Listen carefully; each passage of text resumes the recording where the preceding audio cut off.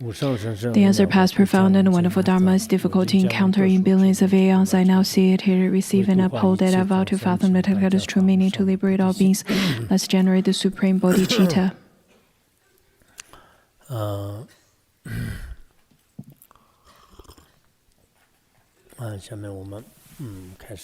Let us now begin our class.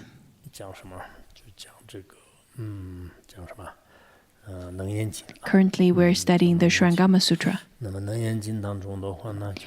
Within the Surangama Sutra, we have studied that Venerable Purna asked the Buddha if the four great elements truly pervades the Dharma realm, then how could they be compatible with each other? Because each of the four elements carries different characteristics. You can say four great elements, or 5 or 7 great elements. In the previous chapter, we studied the 7 great elements: the space, earth, or ground. All of them upholds different property. Then how could the nature of them pervades the whole of Dharma Dhatu? This is what we're currently analyzing. After studying the Surangama Sutra, it's going to change our particular view, because usually we think that every phenomena within the Dharma Dhatu is of one flavor and of one entity, or every phenomena, everything within the phenomena are of one flavor and one entity within the true Alaya. Many of you would think in such a way. But to think in such a way is because you have not studied the Surangama Sutra yet. Because you cannot make such claim within the conventional or the ultimate. You cannot say that everything is of one flavor and of one entity. There is not one thing that could encompass all the phenomena. Within the conventional truth, when we talk about the different characteristics, all the 4 great elements each uphold different properties, and very different properties as well. Then how could they be infused within one Dharma or one entity? Or whenever we talk about the Alaya, my Alaya and your Alaya, and then Shakyamuni Buddha's Alaya, is it of one entity or of other entities? That could really lead to many different questions and doubts. But this time, if you can study Surangama Sutra well, the Buddha gives us the answers very clearly. Throughout the study of Surangama Sutra, I think many of you are quite passionate about this teaching. Such kind of curiosity and longing for the Dharma is really crucial. Otherwise, if you were to listen to the Dharma but not listening to the Dharma, not paying attention, and while listening to the class but browsing online or doing other things, other chores in life, this is really not the proper way of listening to a class. You can just turn off your Dharma class and wholeheartedly focus on whatever you're doing. It would be very difficult to spread your one mind onto 2 things. It's very difficult to split your mind. On top of that, while listening to the Dharma teaching, you have to carry your questions while listening. This is the proper way of listening and the proper way of studying. This year, indeed, I've been giving more teachings than usual. I teach 6 classes a week, other than special events that we have, such as making offerings to the Dharma Palace and special events like such. I give teachings 6 days a week. This year, in general, we have everything over here has been going rather not too bad. We haven't really had lots of obstacles. In general, in fact, the management team had prepared lots of things to prevent obstacles to happen. We usually would say that before the wind bellows, we have to build barriers to stop the wind or slow down the wind. And before the flooding, we have to build dam to prevent flood. This is the particular saying that we say in Tibetan. It is to say that we have to prevent the future obstacles to happen. We had done lots of work to do so, though that you may not be aware of. Those were the things that we had prepared for a long period of time, so that you won't be too disturbed about registration, too disturbed about going back and forth because of the pandemic. So everything had been well for the first half of the year. I understand many of you think that I have great merit, therefore I'm here and everything is going well. On the other, I would also argue it is because of our effort in synergy. It is because of our effort together, not out of spontaneity, nor of causes and conditions. Do you understand?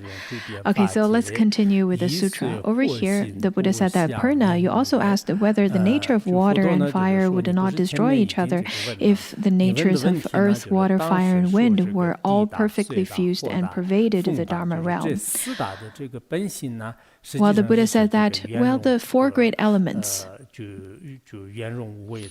You asked whether the natures of those would destroy each other or would, since we talked about how they are all pervaded throughout the 10 directions within Dharma Dhatu.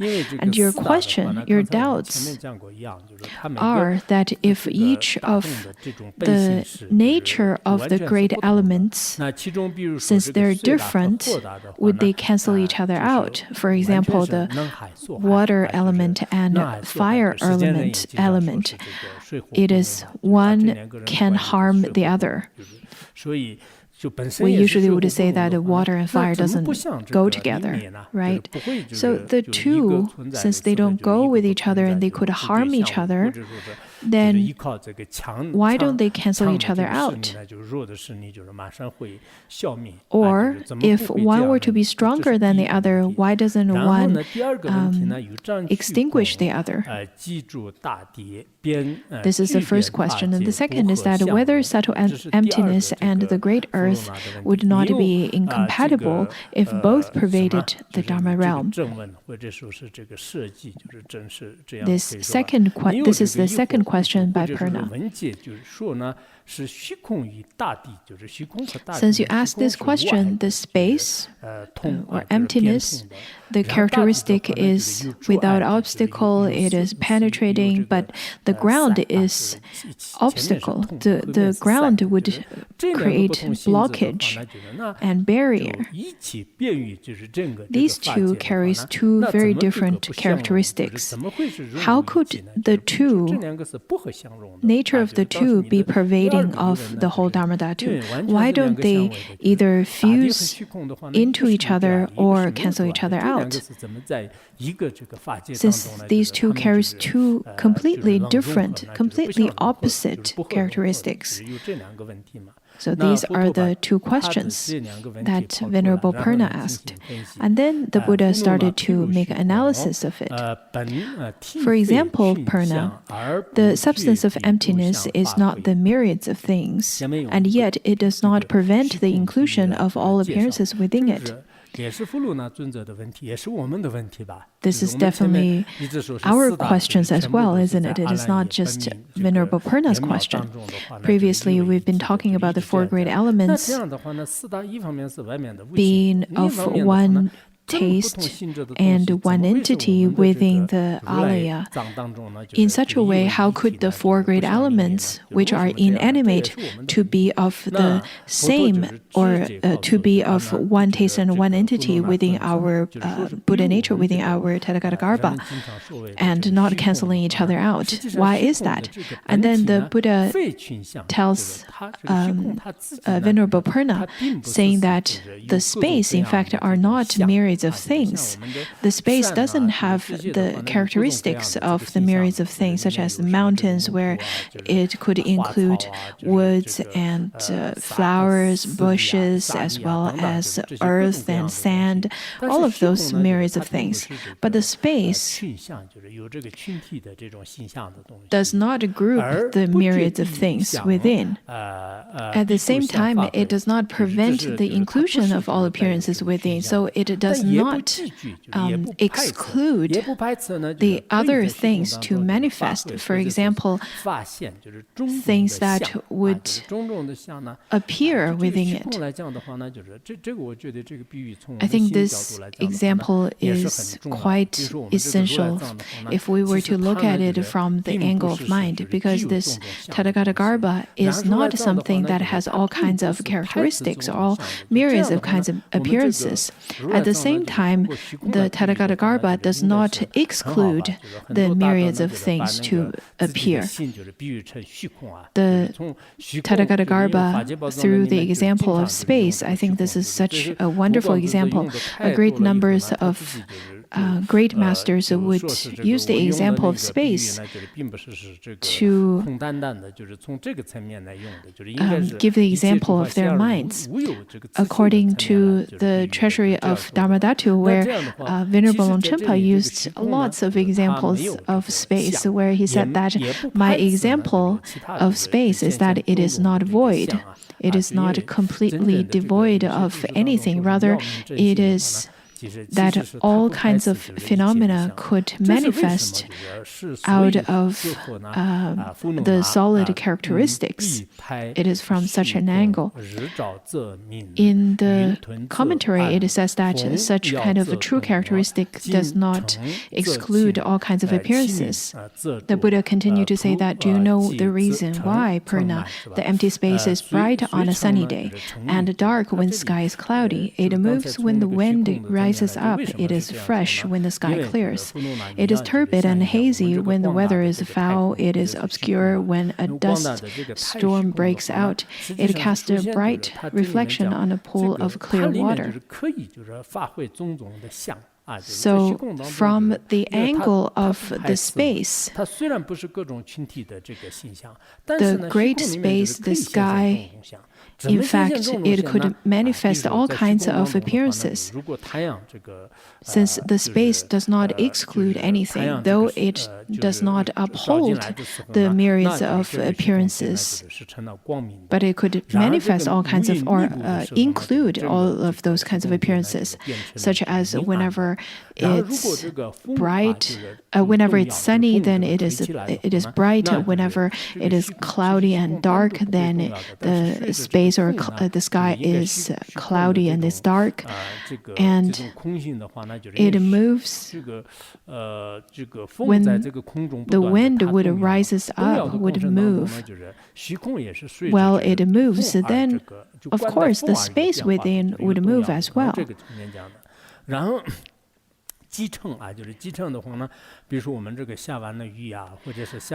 And after rain or after snow, we can see that the sky would be cleared up.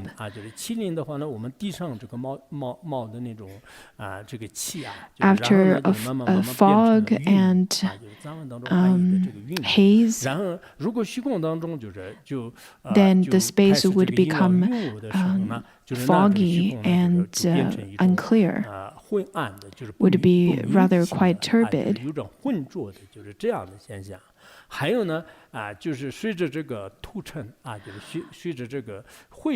Along with the dust storm or sandstorm, those kinds of smog, whenever there's smog, especially if you can see those large cities such as Chengdu and those metropolitans,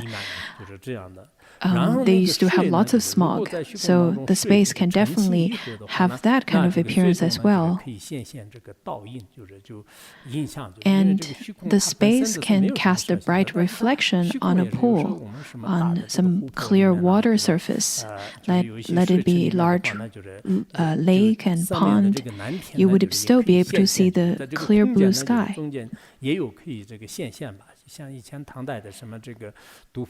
Some of the poets from Tang Dynasty, Du Fu and Li Bai, they usually would write poems about the reflection of the trees. But that is really to describe how space doesn't have an entity. At the same time, it can appear in the reflections of clear water. From this particular angle, we can see that the space doesn't have a solid existence. However, within the space, it could manifest all kinds of appearances through relying on the causes and conditions. Similarly, when we apply that teaching onto our mind or our Tathagata-garbha, the nature of Tathagata-garbha is not moving, but with the outer conditions and the outer causes, then all kinds of things could manifest within our mind. The good connections and the good conditions would induce the kindness and good-heartedness, and the vice would induce the vicious kinds of mind. The Buddha continued to ask, what do you think of these conditions which come into existence at different places? Are they created from these conditions themselves, or do they find their origin in emptiness? So the Buddha said, well, all of these kinds of appearances, where do they come from? Some of them are based, some of those conditions are from dust and sand, some from the clouds and then the sun.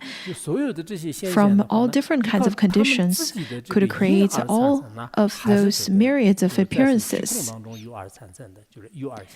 So these appearances, do they rely on their causes to appear, or do they appear in the space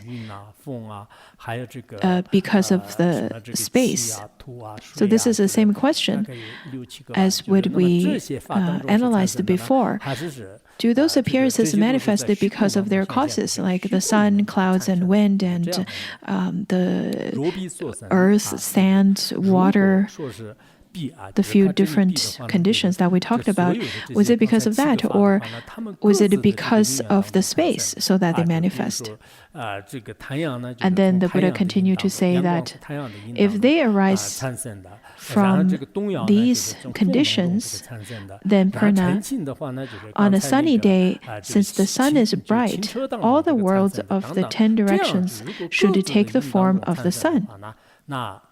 Earlier, the Buddha already mentioned the 7 kinds of phenomena that could cause the changes of the space.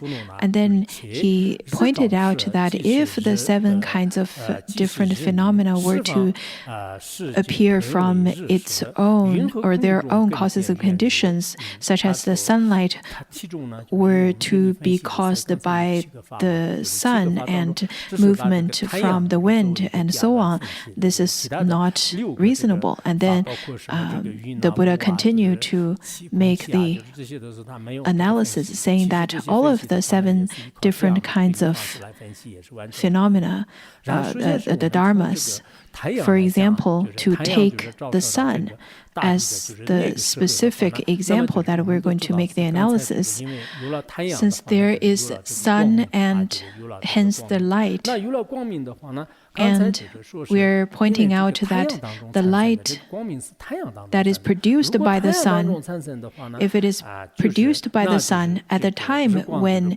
sunlight pervades the whole of the ground, 就日光的话呢，就是这个现在我们就是普照大地的这个。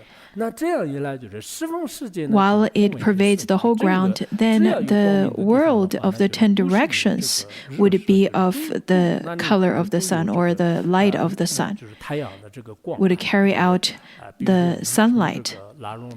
For example, in Larungar, at whatever time, as long as there is light, when you get up in the morning, then at this place there is sun, because the light comes from the sun. It has nothing to do with the space. If that is true, then wherever you see brightness, there should be a sun, because that's the cause directly lead to brightness. If that claim is true, can you say that you see this sun in the sky? Or is there only one sun in the space? If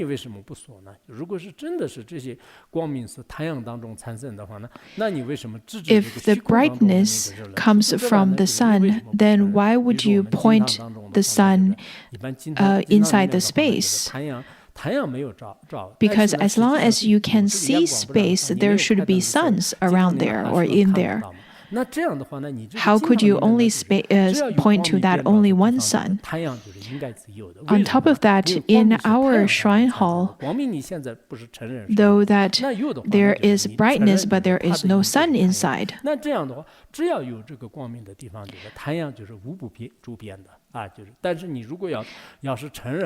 As to your proclaim that as long as there is brightness, there should be suns around, but that is not true. If wherever we see brightness in our classroom or in the shrine hall, in wherever you are, there should be one sun hanging over there, that is not what we perceive. And that applies also to the clouds, the wind, and all the other different causes and conditions. Now, the sun is the example where the Buddha made the analysis to this particular point. Now, the next claim is that if emptiness is bright, emptiness itself should shine. How does it happen that when there is covering of clouds and fog, there is no light in evidence? Well, if brightness were to be radiated from the space, then as long as there is space, there should be brightness. In such a way, why would it say that in the mid of the night, and when there's fog and clouds, why are there no brightness? Because at that time, even in the evening, and even when there are clouds and haze and fog, there's still space. How come there is no brightness? In the evening, we see that there's space, but it's dark. When it's hazy and cloudy, especially when it is during the time of thunderstorm, when there's thick layers of clouds, how is it that there is still brightness? Because you're saying that brightness comes from space. In those situations, why is it not bright? In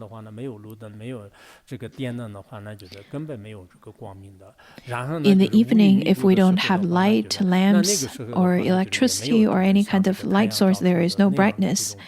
At the time of dark clouds pervades the whole sky, then there is no sunlight that could shine through those clouds. At that time, there is no brightness.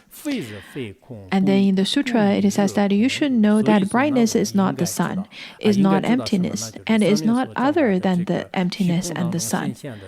Now over here, it says that we cannot say that the brightness relies on the sun to be produced, because if the sun were to produce brightness, then it is of causes and conditions, and we had already denied that it is because of the sun that there is brightness, nor it is of the production of the space, because that would be without causes and conditions. It would be of spontaneity, which is also unreasonable. Other than these two, the third possibility is that it's not other than emptiness and space.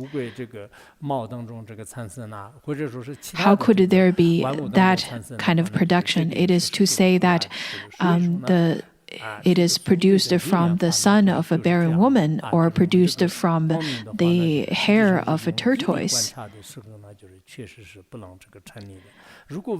So this so-called causes and condition, this brightness, in fact, whenever we truly analyze it and make observation of it, it is not possible for it to be produced in such ways. It is simply in our conventional world, it manifests, and it definitely can be perceived, and it manifests. Therefore, it is called the dependent arising. Master Oyi and Master Yuan Ying, as well as other great masters over here, talks about this part and describes this as the true wondrous enlightened brightness. And then the next part is about without any evidence. Now, the next part, according to a great numbers of masters in Chinese Buddhism, considers that the truly wonderful enlightened brightness all the way to they will appear would be, the order would be right after this particular passage, and then we'll go back to we'll go back to the contemplations again.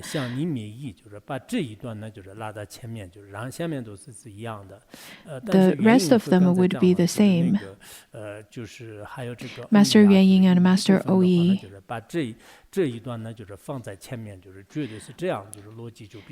thinks that it would be a good idea to talk about this passage first, because in this way it will be more logical to explain and logical to understand. Also, it follows the same pattern, the same description as the previous parts of the sutra. So this is how the Tibetan sutra is. This is the order of the Tibetan translation as well. So let's look at this part first. It says that the truly wonderful enlightened brightness is the same way. This part is the same as when we talked about the space. Since the space doesn't have any appearances, at the same time not excluding all kinds of appearances. Our mind is exactly the same.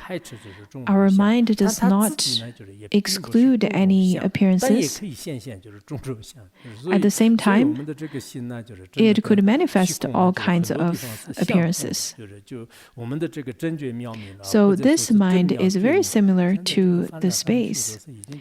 The wonderful enlightened brightness, and sometimes it is the enlightened brightness, the wonderful nature. There are lots of different ways of explaining it. But in fact, it is the luminous awareness, the Tathagata. If your karma finds expression in emptiness, then emptiness will appear. If your karma finds expression in one or another, such as earth, water, fire, or wind, that one will appear. If your karma finds expression in them all, they will all appear. In the nature of our mind, there is no appearance. Previously, we've already learned that as long as there is karma, everything would manifest, would appear. So the Buddha told Venerable Purna, saying that this empty luminous 这种注释当中也是就是用这个业力来讲的。 or expression in emptiness. 如果你像空的话呢， According to the Chinese masters, the empty luminous is explained as karma. But in the Tibetan translation, it says that if you think of empty, then there is empty or there is space that could be manifest. If you have the causes and conditions to have the appearance of water, earth, and wind, then that would also appear.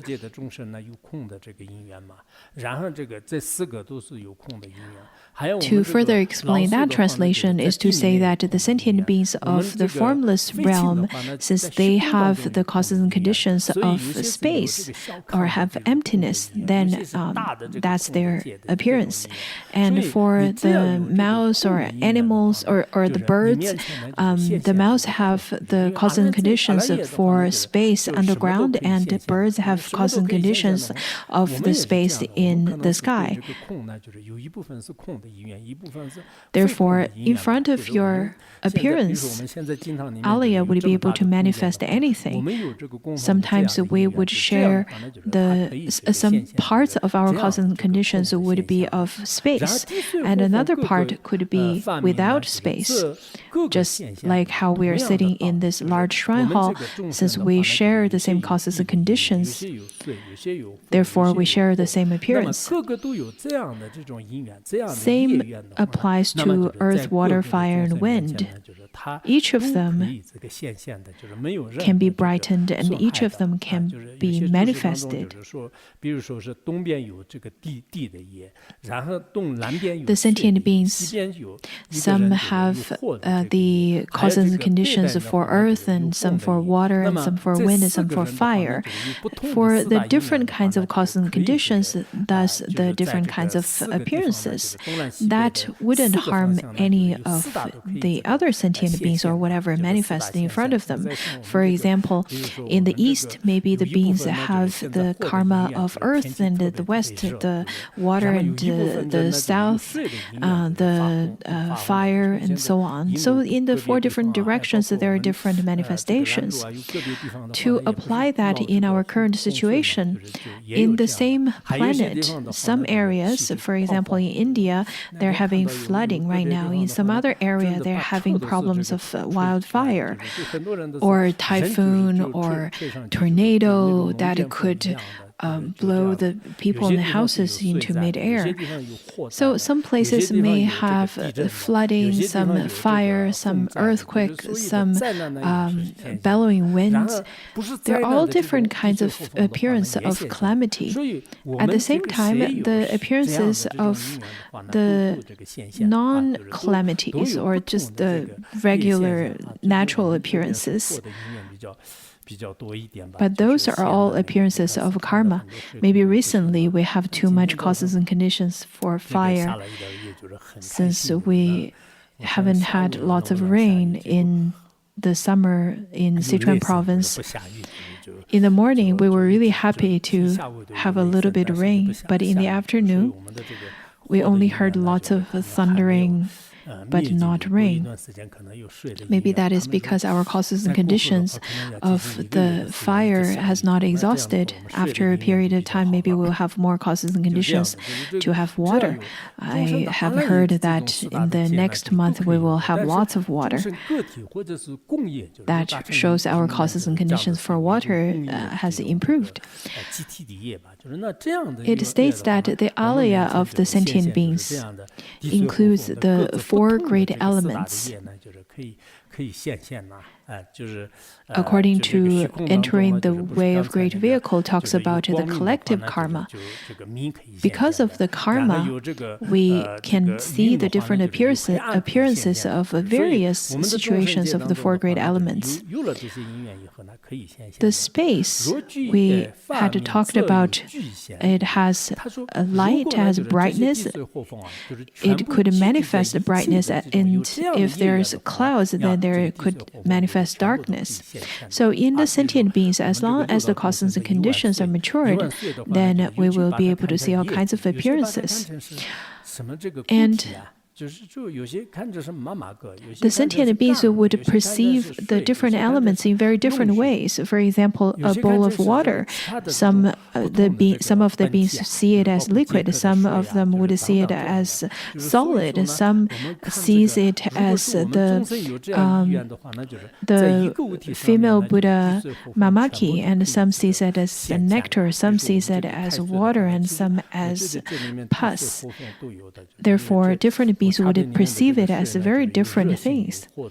At the same time, even on this one thing, there are different qualities to it. For example, if this is boiling water, then it has the quality of fire. Since it is wet, it has the quality of water. Since it's movable, therefore it's got the quality of wind. And since it is not scattered, so it has the nature of ground. So when I'm tasting this water, in my karma, these 4 great elements that is condensed into this thing can enter my body like such. When I was in the normal school, I had a teacher, Mr. Dorje. It used to be really cold in the morning, and we were really cold since we didn't have good clothing, warm clothing. And Mr. Dorje usually would hold this cup of tea, and that's steaming hot, and has those hot steams, and we would feel quite envious of him. Now, the next one, we're going to talk about karma. How could the karma of the 4 great elements to be gathered together and then make the manifestation? Now the Buddha will make a good example. I fear that I'm getting too old, and sometimes I would forget about the teaching right after giving the teaching.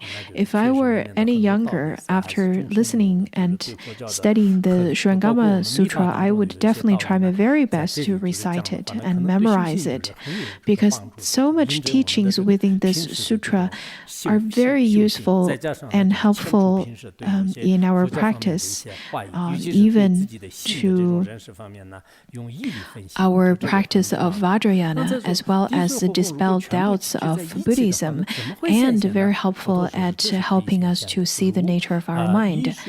And then the Buddha says, how can they all appear? Suppose, Purna, the sun's reflection appear in a single body of water, and 2 people gaze at it, both at the same time. Then one person walks east and then the other walks west.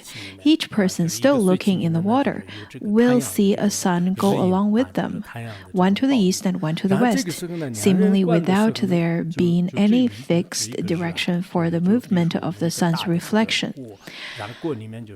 Now, for example, in a large area of water, there is the reflection of the sun. Or if you were to hold a bowl, and then each person would be able to see a sun within it, the sun's reflection within it. At the same time, the 2 people part from each other, one walking towards the east and the other one the west. Initially, the water, for example, is in a larger bowl and then split it into 2 into each person's smaller bowl or smaller cup. There is no more water inside the large bowl, but inside the 2 cups of the 2 people walking to the 2 different directions. The one walking towards the east, the sun would follow to the east.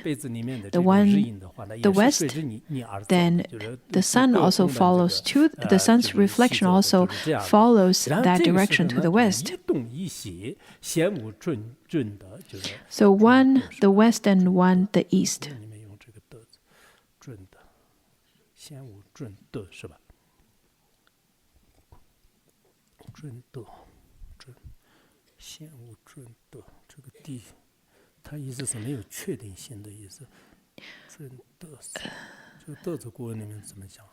This particular Chinese character,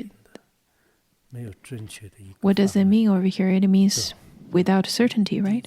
Without a particular direction. This is my first time seeing this word used in the ancient Chinese. I usually see it in the modern Chinese, but not the old Chinese.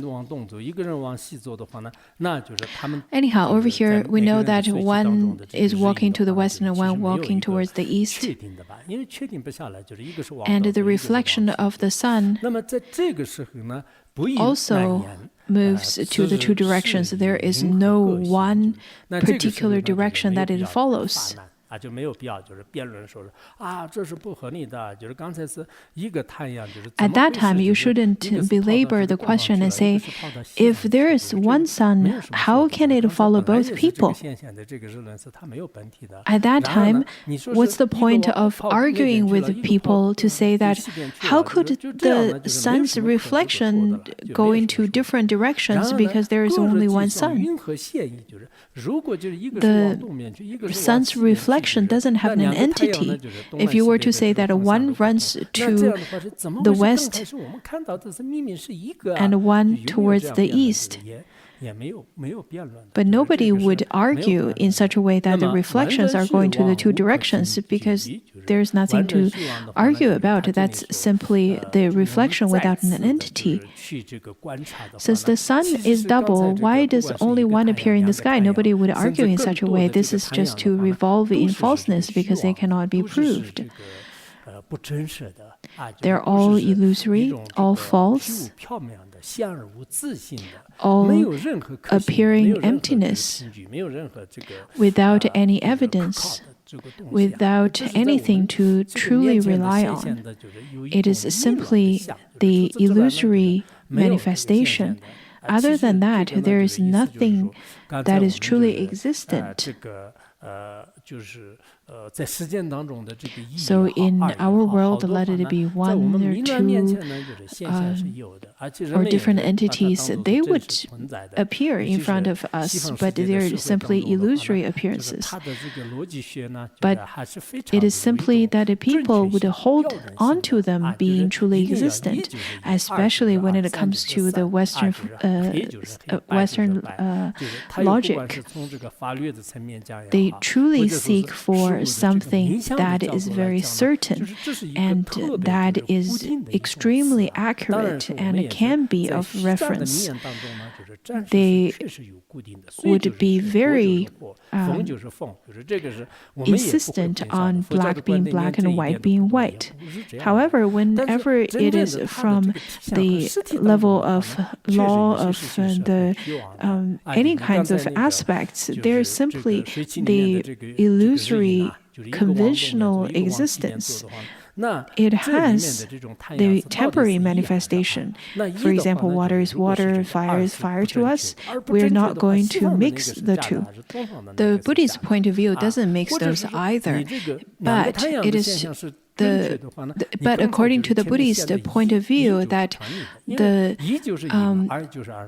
is no entity to the things that is illusory. For example, the sun's reflection, one towards the west, one towards the east. Are you saying that there's one sun or two? If it's one or two, neither of them are correct. Because if you were to say that the two suns are incorrect, the west is false, or is the east one that is the false? Or if you were to say that the two suns' reflection is correct, then the one is not correct. Because one is one and two is two. In this way, why two manifestations or innumerable numbers of manifestations? Some people may say that, oh, this is false, this is illusory. The true things does not work in the same way. However, in front of the sentient beings, in front of the deluded sentient beings, the illusory appearances would also manifest in such a way. It is only that we can make the observation with the true ultimate wisdom, we would be able to see the differences. Now, to continue, the Buddha stated that contemplate the fundamental falseness of appearances. They're just like flowers that are conjured up in the space and produce the empty fruit. The things that we see, all the forms are simply empty. All of them are simply illusory. Let it be the four elements or any of those things. Any of those forms that appears in front of our eyes, they are simply illusory.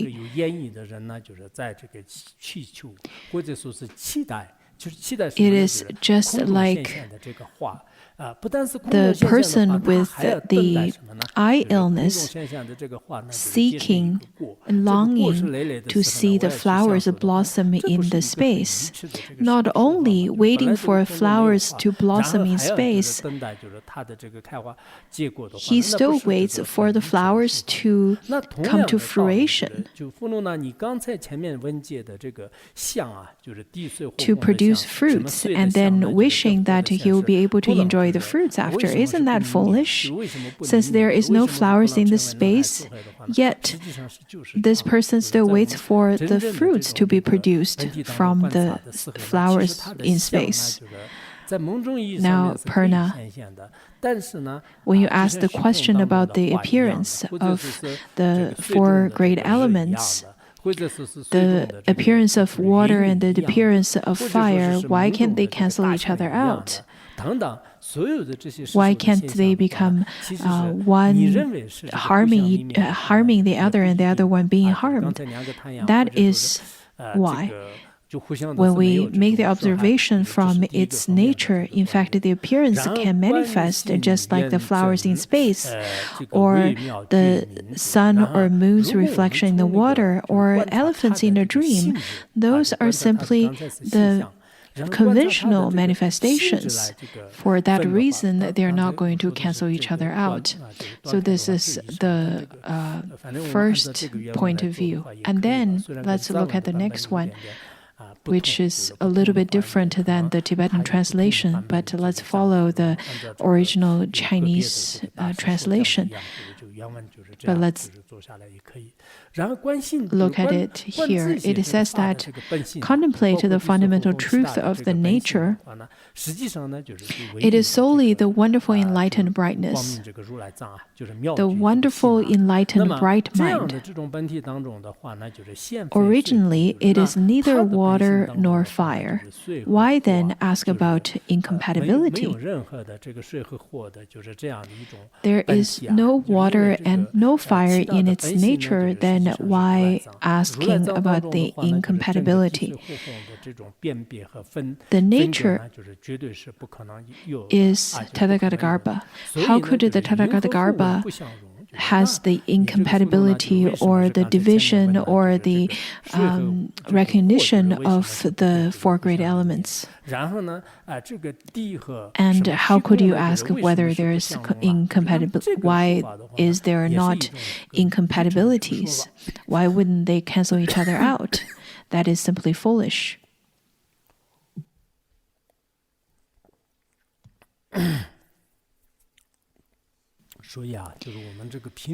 The questions that we have at this time, if we can truly contemplate on it, I think those questions are very well answered by the Buddha over here. Whenever we encounter such kind of questions, such as, well, if you were to say that the four great elements within the Tathagata-garbha is of one taste and of one entity, how is it not contradictory to each other? How is it not canceling each other out? How could it infuse into each other within Tathagata-garbha? In fact, this is a great answer given by the Buddha, that the nature of everything simply, at the time of simply manifests just like a dream as an illusion. That's just their appearances. In Buddhism, whenever you truly understand that everything's like a dream, like an illusion, whenever you truly grasp the teaching of the 8 examples of illusion, that is when you can look at all phenomena from a new perspective. And to develop certainty in that new perspective is the view of Buddhism. Now, lots of people, after studying entering the way of great vehicle and resting the mind in illusion, then naturally people would be able to understand it. At the time that we truly grasp onto any of those experiences or those appearances, those are simply chasing something in a dream. Other than that, there is no true existence to them at all. And this is not just a dogmatic proclamation. It is not because the Buddha said it. It's not because the Guru said it. It's not because the Vajrayana said it. It is after making true observation through our wisdom, we can come to such conclusion that within the awareness of Tathagata all phenomena can be included and they're not contradictory to each other because the manifestation is very much connected to the karmas of the different sentient beings. And the nature of all phenomena is empty, and our mind is just like the space in its nature. So, when it comes to the foolish sentient beings like us, without being guided by the spiritual friend, the spiritual teacher, we will not be able to understand such rare teachings. The great masters of the past usually would proclaim to say that how rare, how wonderful. It is not because the great masters said so. Rather, the great masters of Chinese Buddhism or of Tibetan Buddhism, at the time of recognizing the nature of their mind, they feel that, oh, that is truly wonderful. That is truly wondrous. That is the moment when you see that the sentient beings had never parted from you, and we had always felt that there is something truly existent outside and kept on grasping onto it, which is truly foolish and laughable. On top of that, if you can see the nature of your mind and everything partakes of that nature, then at that moment, whomsoever you are, male or female, through the pointing out instructions at the time of coming to certain realizations, certain insights, the state of mind would be completely different. That is the reason why the mindset would be different. If we can connect the pointing out of the nature of mind from the Vajrayana to further explain this part, I think we would be able to talk more about it, and especially according to the seven treasures, that would definitely dispel lots of doubts and further your faith and your view, as well as the insights that you have right now. Anyhow, the Buddha then told Venerable Purna, saying that, Purna, you think that form and emptiness overcome and destroy one another in the treasury of the Thus Come One. Thus, the treasury of the Thus Come One accordingly appears to you as form and emptiness throughout the Dharma realm. The Buddha points out that Purna is mixing the form and emptiness just like mixing the black and white rope or twisting the black and white rope together. This is probably because of the habitual tendencies of the Shravakas, who would still have solid grasping towards certain things. The other day when I had a reception of some very well-known celebrity or very famous people there, when they asked me questions about form is no other than emptiness and emptiness is no other than form, the question from them is similar to this question. It seems that the beings, without knowing it, tend to forcefully add the emptiness and form into the Tathagata. In fact, the Tathagata at the time that it's empty, it is manifest or appearance. At the time of appearance, it is empty. Through this kind of dependent arising, it all pervades the Dharma realm. Therefore, it does not contradict with one another. The nature of form is empty, and emptiness could manifest form. So that's the explanation from the Heart Sutra. It is definitely not contradictory to each other. Also, within the wind moves, emptiness is still, the sun is bright and the clouds are dark. The reasons for this lies in the delusion of living beings who have turned their backs on enlightenment and joined with the dust.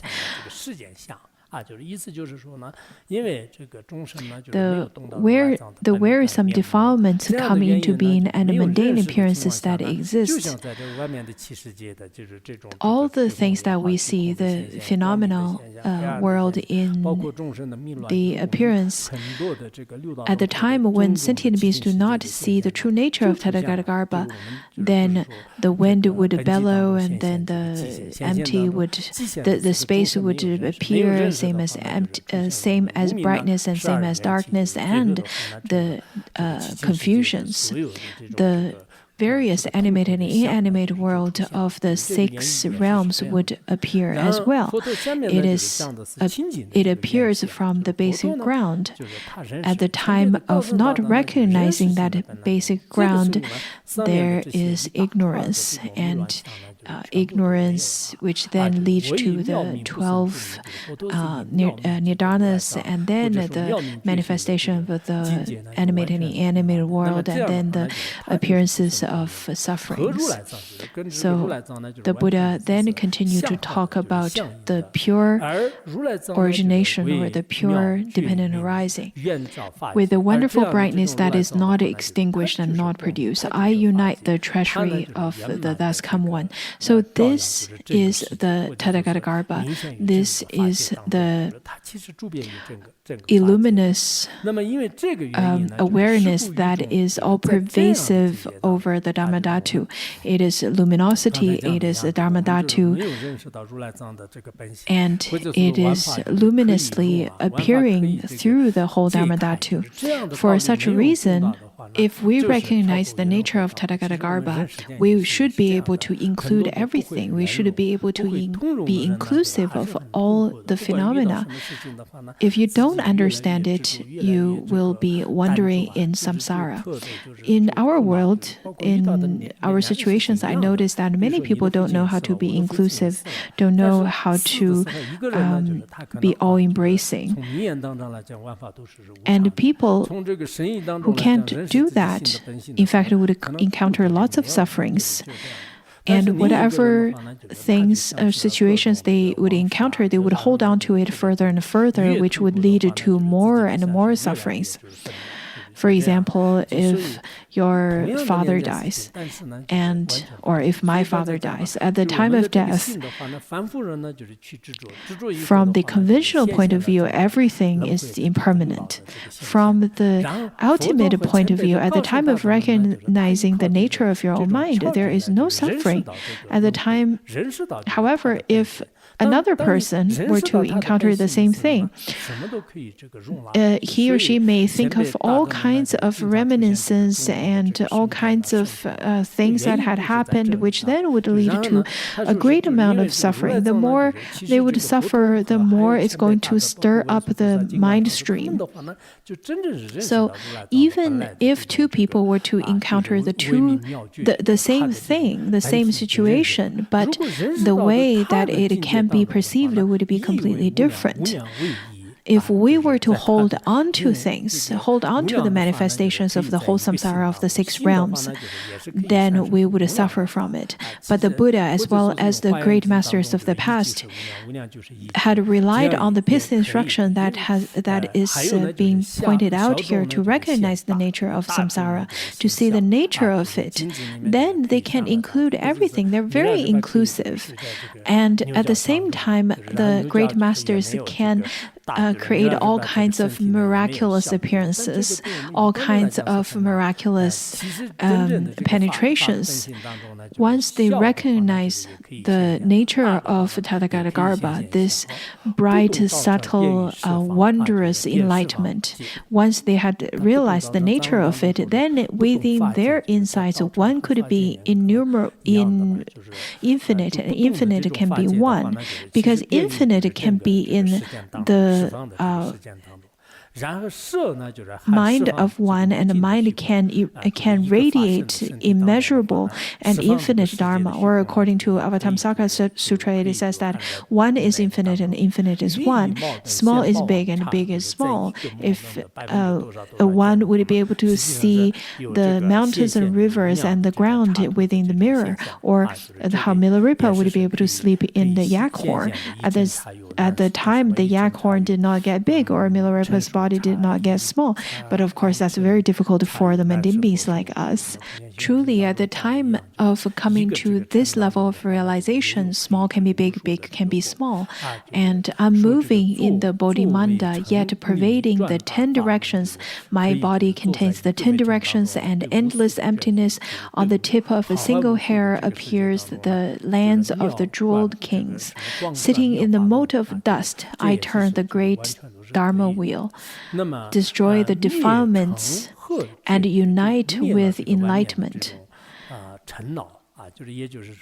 Extinguish the defilements, the 6 types of defilements, the dusts, as well as its habitual tendencies. So, true suchness, the wonderful enlightenment, bright nature comes into being. Our mind can also make friends with our awareness. But of course, we need to have some pith instructions to help us to do so. Such pith instructions can be carried out with the prerequisites.